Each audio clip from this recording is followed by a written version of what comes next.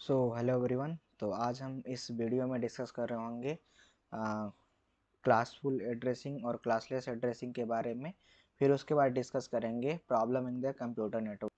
तो चलिए सबसे पहले डिस्कस कर लेते हैं कि what are the difference between classful addressing and the classless addressing. तो जो क्लासफुल एड्रेसिंग था बेसिकली ये एक ओल्ड सिस्टम था, ठीक है। और जो क्लासलेस एड्रेसिंग है ये एक न्यू सिस्टम है, मतलब ये 1993 के अराउंड ये चालू हुआ था, ठीक है। मतलब इस तरीके से जो हम नेटवर्क्स को एक वेरिएबल लेंथ में डिवाइड करके काम करते थे। तो चलिए हम सबसे पहले डिस्कस कर लेते हैं कि क्या क्या डिफरेंसेस हैं क्लासफुल और क्लासलेस एड्रेसिंग में। देखिए, जो क्लासफुल एड्रेसिंग होता है यहाँ पर हम देख सकते हैं कि classful addressing is the old systems, यहाँ पे दिख रहा है, ठीक है। और classful addressings divide entire message spaces into the fixed part A B C D and based on the leading bits. मतलब ये किस प्रकार से, based on the leading bit of the IP addresses. Each each class has a default subnet mask. हर एक class के पास default subnet marks होता है। Fix number of the networks और होस्ट बिट होता है, ठीक है। तो ये तो हमने इसके पहले ही वीडियो में डिस्कस कर लिया था। यदि आप सब अभी तक वीडियो को नहीं देखे हैं तो आप जाके वहाँ पे पहले वीडियो देख लीजिए, फिर उसके बाद ये और अच्छे से समझ में आएगा, ठीक है। तो देखिए यहाँ पे क्लासफुल एड्रेसिंग ओल्ड सिस्टम हो गया, हमें एक चीज़ ये मिला, ठीक है। और जो ये address divide entire IPv4 into fixed class A B C D इस तरीके से होता है। और यहाँ पर ये किसके बेस्ड पे किया जाता है, लीडिंग बिट्स के बेस्ड पे आईपी एड्रेस को डिवाइड किया जाता है। और each classes has a default subnet marks and fixed number of networks and host ID. और यहाँ पर यदि हम ये देख रहे होंगे कि क्लास जो होता है, class A B C D इस तरीके से डिवाइड होता है। और यहाँ पर देख सकते हैं कि जो लीडिंग बिट्स है 0 1 0 1 1 0 1 1 0 और तो यहाँ पे जो लीडिंग बिट्स होता है वो 1 0 ये क्लास बी के लिए हो गया। इसी प्रकार से क्लास सी के लिए 1 1 0 और क्लास डी के लिए 1 1 1 0 और क्लास ई के लिए 4 टाइम्स 1, ठीक है। और जो ये आईपी एड्रेसेस होते हैं इनका जो रेंज है, इसके पहले ही वीडियो में हमने हर चीज़ डिस्कस कर लिया है। तो आप सब अभी उस चीज़ को देखे नहीं है तो वहाँ पर डिस्क्रिप्शन में आप सभी को लिंक मिल जाएगा, वहाँ से जाके आप वीडियो को देख सकते हैं, ठीक है। और जो नेक्स्ट हम ये बात कर रहे हैं, ये यहाँ पर डिफ़ॉल्ट सबनेट मार्क्स है, जो कि यहाँ पर दिख रहा है number of the networks in class ए जो है 128 है। और जो नंबर ऑफ द होस्ट पर नेटवर्क्स है यहाँ पे 16 मिलियन। यहाँ पे टोटल एक नेटवर्क से आप सब 16 मिलियन कंप्यूटर से जुड़ सकते हैं। और ये जो यूजेस हैं इनके, तो बेसिकली ये एक ऐसे ऑर्गेनाइजेशन लाइक नासा, इसरो, इन सभी रिसर्च ऑर्गेनाइजेशंस के लिए यूज किया जाता है। जो मीडियम नेटवर्क्स होते हैं लाइक जो क्लास बी दिख रहा है, ठीक है, वो एक पर नेटवर्क्स के साथ यदि हम देखें तो एक नेटवर्क से 65,000 होस्ट ज्वाइन कर सकते हैं, जो कि मीडियम नेटवर्क्स टोटल होगा, ठीक है। ये मीडियम नेटवर्क्स के लिए यूज होता है। और इसी प्रकार से क्लास सी में जो है वो यदि नंबर ऑफ नेटवर्क्स की बात करें तो यहाँ पे 2 मिलियन है। और नंबर ऑफ होस्ट पर नेटवर्क्स जो होता है वो 254 होगा, ठीक है। तो ये बेसिकली स्कूल या और कॉलेज लेवल के ऑर्गेनाइजेशन पर हम इस चीज़ को यूज करते हैं। चलिए अब हम बात करते हैं लिमिटेशन ऑफ क्लासफुल एड्रेसिंग, ठीक है।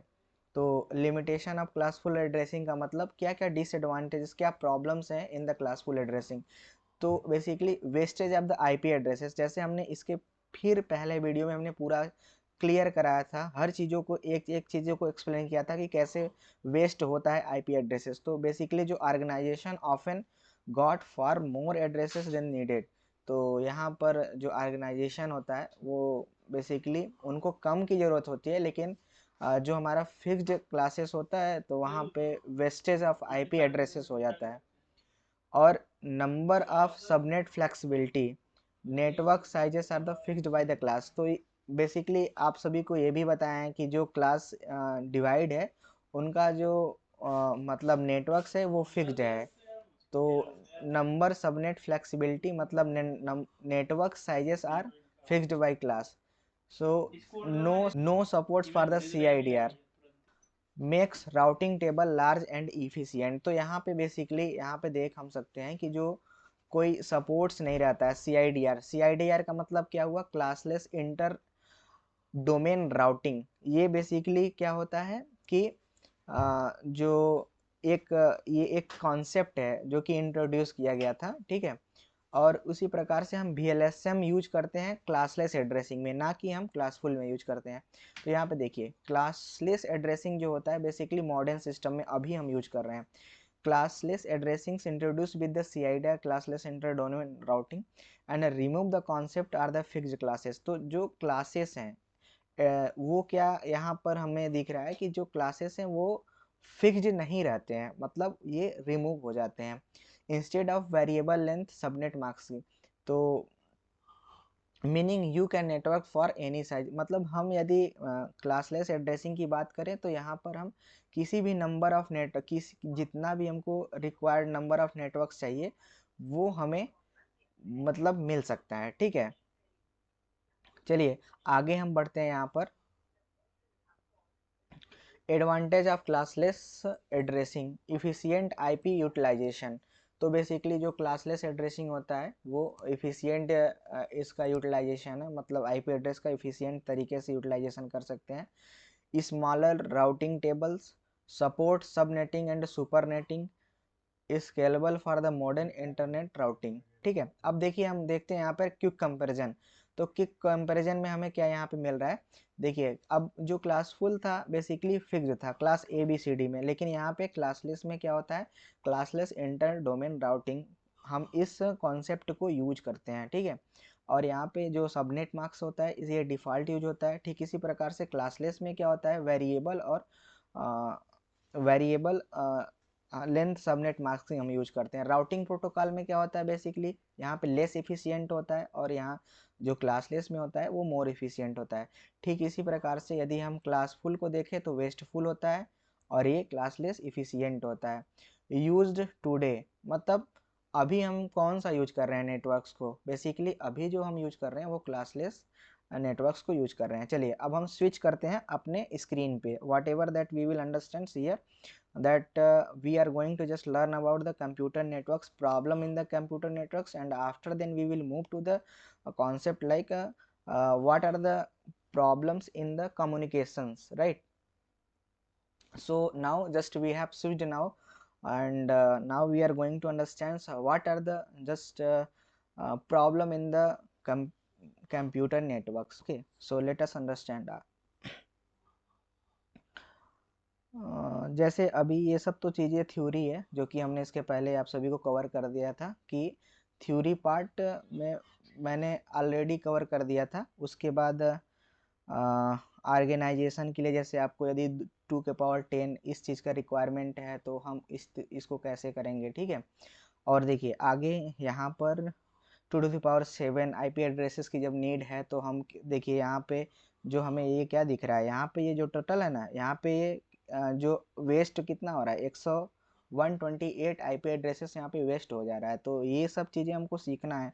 इसके पहले वीडियो में मैं सीखा पूरा अच्छे से एक्सप्लेन किया है, यदि नहीं देखे हैं तो आप जाके वहाँ पे अच्छे तरीके से उसको समझिए, फिर उसके बाद इस वीडियो को देखेंगे तो कम्प्लीटली आप सभी को अंडरस्टूड होगा, समझ में आएगा, ठीक है। और आज हम बस एक ही PPT कवर करेंगे, ठीक है। तो देखिए की एलिमेंट ऑफ प्रोटोकॉल्स, पहले हम इस चीज़ को समझते हैं कि सिंटेक्स सिमेंटिक टाइमिंग क्या होता है, ठीक है। तो ये जो है the syntax, the term syntax refers to the structure of the format of data. तो जो सिंटेक्स होता है वो बेसिकली फॉर्मेट ऑफ डेटा को रिफ़र करता है, meaning that in order which they are presented. अभी इस चीज़ को बस समझिए कि ये structure of the format of data, data का एक फॉर्मेट है, ठीक है।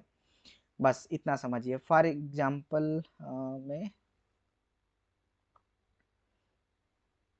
हाँ, यहाँ पे देख सकते हैं ये, वेट दे, ये जिस प्रकार से यहाँ पे दिया है, some protocol might accept first 8 bit of the data to be the address of the sender and second 8 bit address receiver.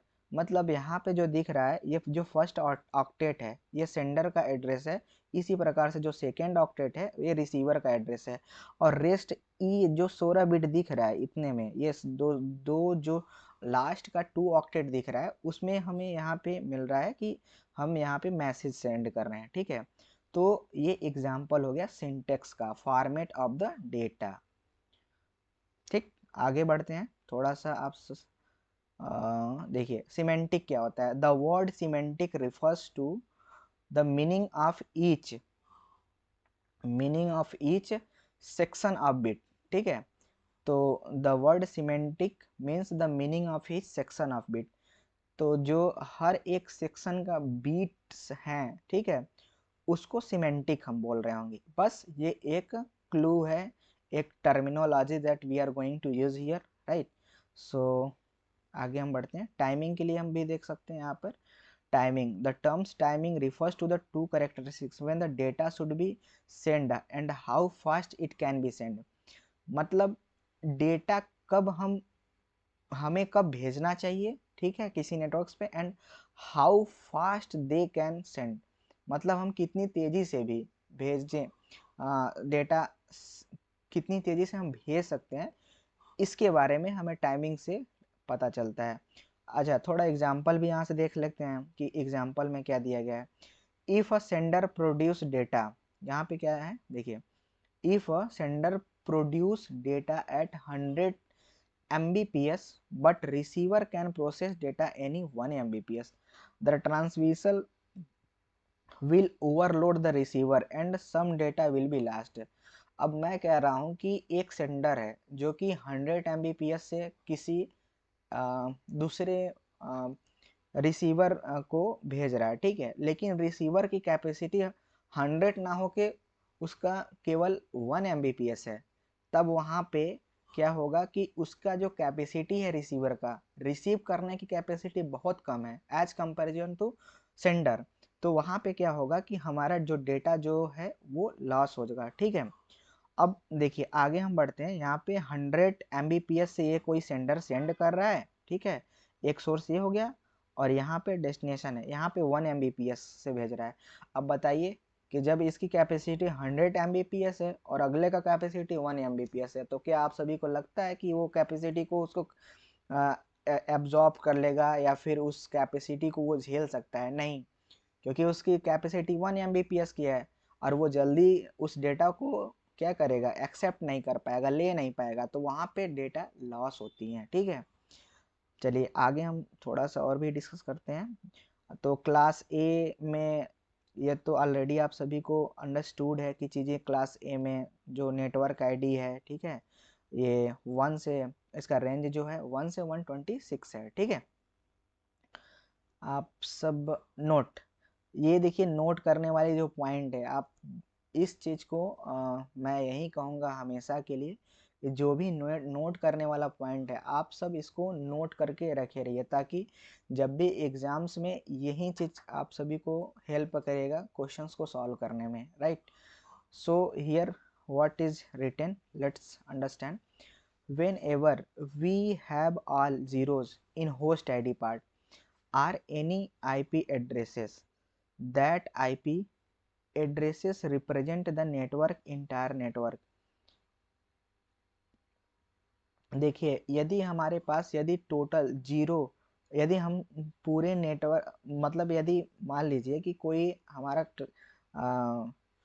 IP address है, आईपी एड्रेस है, अब उसमें होस्ट पार्ट में पूरा जीरो हो जाए, तब हम उसे क्या कहेंगे, that IP address represent network ID of entire network. मतलब that ID represent an ID of entire network. This is the reason we can not assign IP address to any host. यही reason है कि हम किसी IP address को किसी host को नहीं असाइन करते हैं, ठीक है, यही रीजन है। जैसे क्या हुआ, मैं कह रहा हूँ कि मान लीजिए कि पूरा होस्ट आईडी, जैसे क्लास ए का मैं एग्जांपल ले रहा हूँ, ठीक है। तो मान लीजिए कि हम 128, ठीक है, ये 0 0 0, मतलब ये जो 3 है ये होस्ट आईडी होता है ना, ठीक है, होस्ट आईडी होता है। अब इन तीनों को यदि हम ये कह दें कि ये पूरा 0 है, तो ये क्या रिप्रेजेंट कर रहा है, टोटल ये IP address network ID represent कर रहा है 128.0.0.0। ये नेटवर्क, ये ये क्या रिप्रेजेंट कर रहा है, ये network ID of entire network, मतलब network ID of entire network, ठीक है, network ID of entire network. और हम ये किसी भी कंप्यूटर को असाइन नहीं कर सकते हैं। अभी इसी में एमसीक्यू एगो बन जाएगा इसरो में, तो आप सभी को क्लियर नहीं होगा कि हाँ ये कहाँ से, तो इस चीज़ को आप नोट करके रखिए, ठीक है। आगे थोड़ा हम बढ़ते हैं, ठीक है। आइडेंटिफिकेशन प्रॉब्लम्स, ठीक है। To send a data packet to a destination we need 3 identification steps. तो देखिए, जब हम किसी डेटा पैकेट को एक जगह से दूसरे जगह पे भेजते हैं, तो हमें यहाँ पर 3 आइडेंटिफिकेशन स्टेप्स लगता है। क्या क्या लगता है, चलिए पढ़ते हैं। आइडेंटिफाइंग द नेटवर्क्स, पहले हम क्या करते हैं, उस नेटवर्क को आइडेंटिफाई करते हैं। Identify the host with in the network, मतलब हम फिर उसके बाद क्या करते हैं, दूसरा स्टेप क्या है कि उस होस्ट को उस नेटवर्क में होस्ट को आइडेंटिफाई करते हैं। Among all computer one computer is identify, उसमें से एक कंप्यूटर आइडेंटिफाई, सभी टोटल में से, ऑल में से एक। फिर उसके बाद identify the process with in the host, फिर हम क्या करते हैं, आइडेंटिफाई करते हैं प्रोसेस को उस होस्ट में ही, ठीक है। अभी हम इस चीज़ को आगे क्लियर करेंगे, ठीक है, चीज़ें देखिए। तो ये सब थोड़ा सॉल्यूशन भी है, इस चीज़ को पढ़ लेते हैं। क्या लिखा है, solution for the identification of network IP address are the logical, now get the destination IP using DNS. तो सॉल्यूशन फॉर, ये बता रहा है solution for the identification of network is IP address.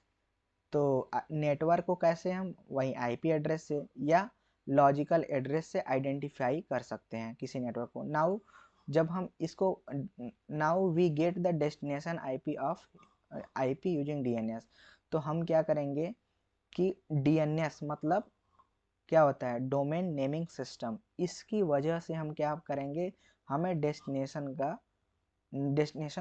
हम पाएंगे, डेस्टिनेशन गेट करेंगे। फिर उसके बाद क्या है यहाँ पर कि solution for the identification of host with in the network, physical address और मैक एड्रेस। तो फिर हम क्या करेंगे कि यदि solution for identification of host के आइडेंटिफिकेशन, मतलब हम किसी कंप्यूटर को जब भी आइडेंटिफाई करना होता है तो मैक एड्रेस से हम उसको पता कर सकते हैं, या उसके फिजिकल एड्रेस से, यही दोनों फिजिकल एड्रेस ही मैक एड्रेस बोला जाता है, ठीक है। Network is physical address. फिर given IP address we get the MAC address, उस गिवन आईपी एड्रेस से हम क्या करते हैं, मैक का एड्रेस पता करते हैं यूजिंग एआरपी। एआरपी क्या होता है, एड्रेस रेजोल्यूशन प्रोटोकॉल, ठीक है। तो ये सेकंड हो गया, ठीक। उसके बाद थर्ड क्या है, अब प्रोसेस को कैसे आइडेंटिफाई करेंगे, solution for identification of process with in the host is port number. तो जब हम प्रोसेस को कैसे करेंगे, पोर्ट नंबर से, किससे, पोर्ट नंबर से, ठीक है। ये था, क्या था प्रॉब्लम, देखे कैसे आइडेंटिफाई बोला है, होस्ट को कैसे करेंगे यहाँ पे मैक से, इसी प्रकार से उसके बाद लास्ट में प्रोसेस को कैसे करेंगे, पोर्ट नंबर से। अब यहाँ पे क्या दिया गया है, कोई नेटवर्क है, नेटवर्क का डेस्टिनेशन आईपी और सोर्स आईपी दिया गया है। तो बेसिकली यहाँ देख सकते हैं, ये जो है नेटवर्क, तीन, वही आइडेंटिफिकेशन के लिए क्या क्या तीन जरूरत है, नेटवर्क, होस्ट, प्रोसेस। नेटवर्क में क्या है, आईपी एड्रेसेस हमको पता होना चाहिए या लॉजिकल एड्रेसेस, और होस्ट में क्या होगा, मैक एड्रेसेस या फिजिकल एड्रेसेस, और प्रोसेस में क्या होगा, पोर्ट नंबर और सर्विस पॉइंट, ठीक है, एड्रेसेस। तो ये 3 चीज हमको जरूरत होगी किस चीज के लिए, आइडेंटिफिकेशन प्रॉब्लम। जो भी यहाँ पे हमने जब पैकेट को भेजते हैं तो डेस्टिनेशन पे वी नीड 3 आइडेंटिफिकेशन स्टेप। तो यही 3 आइडेंटिफिकेशन स्टेप्स हैं, ठीक है। ARP आप सभी को अभी और अच्छे से समझ में आएगा, ठीक है। थोड़ा देख लेते हैं, ठीक है। तो कनेक्शन प्रॉब्लम्स ये सब बाद में डिस्कस करेंगे। और यहाँ पे हम देख सकते हैं SMPT, ठीक है, ये भी है। ARP रिक्वेस्ट कैसे किया जाता है, ठीक है, ये समझ में बाद में आएगा, ये देख लेते हैं। हाँ, तो फिर उसके बाद यहाँ पर सोर्स आईडी, डेस्टिनेशन आईडी, ठीक है, यहाँ पे गिवन है सोर्स आईडी और डेस्टिनेशन आईडी। होस्ट आईडी क्या होगा यहाँ पर जो दिख रहा है, ठीक है, 157। और ये होस्ट आईडी से हम जो अभी सेकंड वाला देख रहे थे कि होस्ट आईडी से लास्ट में इसका पोर्ट नंबर होगा, ठीक है। तो ये नेटवर्क आईडी हो गया ये, ठीक है। यहाँ पे सोर्स आईडी, डेस्टिनेशन आईडी और डेस्टिनेशन आईपी में क्या क्या है, इसमें नेटवर्क आईडी और होस्ट आईडी ये है, ठीक है। ARP request, ARP request and IP address, MAC address, ठीक है। Note, ARP request is broadcasting, ARP reply unicasting और ARP addresses resolution protocol. ARP का फुल फॉर्म है address resolution protocol. ARP request is broadcasting, ARP reply is unicasting. ये सब 1 marks के question में आएगा, ठीक है, कि ARP जो होता है रिक्वेस्ट किससे, इज ब्रॉडकास्टिंग के लिए, और ARP रिप्लाई इज यूनिकास्टिंग, ये रिक्वेस्ट होता है। अच्छा, जो ARP है वो हम और आगे वीडियो में पढ़ेंगे, ये अभी नहीं आएगा पूरा, ठीक है। ये सब चीज़ें आगे हम अच्छे तरीके से समझेंगे, ठीक है। तो ARP के लिए, और यहाँ पे देख सकते हैं जो तीनों चीज़ था यहाँ पे भी थोड़ा दिया गया है। जो IP एड्रेस है मान लीजिए कि 32 बिट का है, ठीक है, और मैक एड्रेस 48 बिट का होता है। याद रखिए ये सब तो हमेशा क्वेश्चंस में पूछता रहेगा, ठीक है। पोर्ट नंबर जो होता है 16 बिट का होता है, तो रेंज होता है 0 से 2⁻16⁻1, 0 to 2⁻16⁻1, ठीक है, ठीक है। और ये भी यहाँ पर ये जो लिखा है ये SMPT का जो होता है, ठीक है, ये 25 बिट के लिए होता है, ठीक है। ऐसे HTTP का 80 बिट का होता है, फाइल ट्रांसफ़र प्रोटोकॉल के लिए 20 बिट, और ये 21 बिट, DNS के लिए डोमेन नेमिंग सिस्टम के लिए 53 बिट, और पॉप के लिए ये दोनों हैं TCP का जो कि IMAP पॉप होता है, तो 110। ये क्या है, नंबर है, बिट नहीं है, याद रखिएगा मैंने, ठीक है, ये नंबर है, ये नंबर दिया गया है, मतलब असाइंड नंबर है। ये बस याद रखने के लिए, known for the port number यहाँ पे लिखा है ना, एक्साइंड एंड सेंट्रल बाई IANA के द्वारा सेंट्रल, मतलब ये दिया गया है। अरे हम कह रहे हैं कि 0 से टोटल 1023 रहता है, अब इसमें से इसको कोई भी एक नंबर दे दिया गया, 25, 80, इसको 20 नाम से जाना जाएगा। कि यदि 110 बोला जाएगा तो पॉप होगा, यदि SM25 बोला जाएगा तो SMPTP होगा, ठीक है। तो ये फाइनल हमने इस चीज़ को कवर किया, जो कि वीडियो पार्ट 3 है। और नेक्स्ट वीडियो में हम डिस्कस कर रहे होंगे टोपोलॉजीज, ठीक है, the various way to connect the system, like bus topology, ring topology, mesh topology, tree topology, star topology, ठीक है। ये सभी हम डिस्कस करेंगे नेक्स्ट वीडियो में। और अभी तक आप सब वीडियो इसके पहले वाला नहीं अभी तक देखे हैं तो you can go and watch there, just I will provide all the links in the descriptions and, ठीक है। और अभी तक चैनल को सब्सक्राइब नहीं किया है तो चैनल को एक बार सब्सक्राइब कर लीजिए, ठीक है। मिलते हैं नेक्स्ट वीडियो में, तब तक के लिए जय हिंद, वंदे मातरम।